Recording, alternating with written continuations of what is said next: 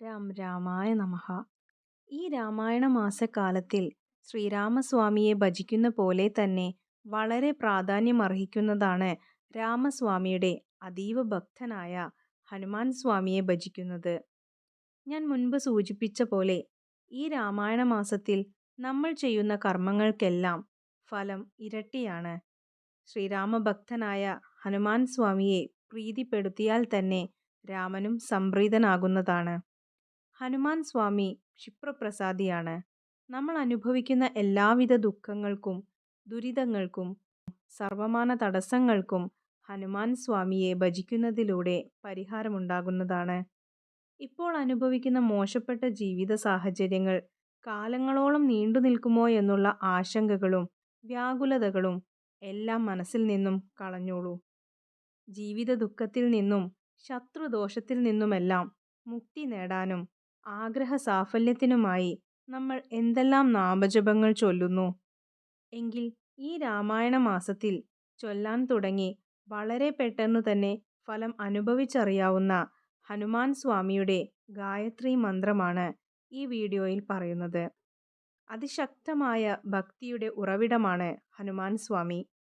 അതുകൊണ്ട് തന്നെ വെറും കാര്യസാധ്യ മനസ്സോടെ മാത്രം ഈ മന്ത്രം ചൊല്ലരുത്. ഹനുമാൻ സ്വാമിയെ അത്രയ്ക്കും ഭക്തിയോടെ പ്രാർത്ഥിച്ച് ആത്മാർത്ഥമായി വേണം ഈ മന്ത്രം ചൊല്ലാൻ.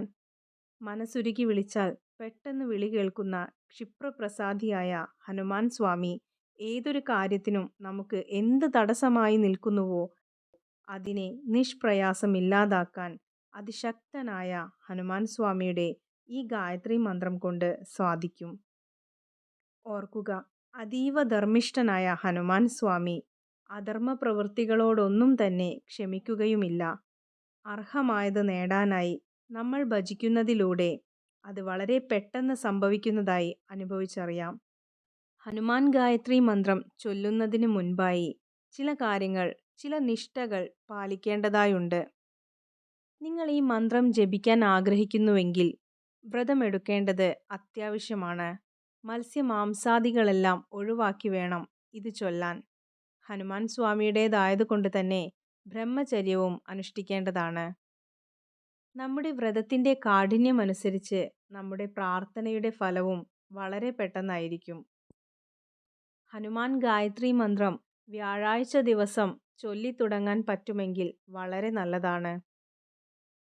52 വ്യാഴാഴ്ച 108 തവണ വീതം ഉരുവിടാൻ പറ്റുമെങ്കിൽ അതീവ ശ്രേഷ്ഠം തന്നെ.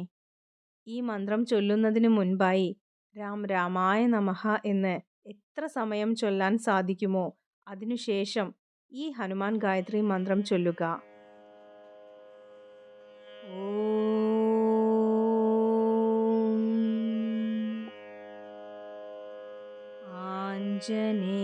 ആഞ്ജനേയായ വിദ്മഹേ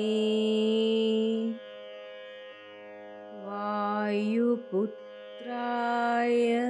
ധീമഹി തന്നോ ഹനുമത് പ്രചോദയാത്.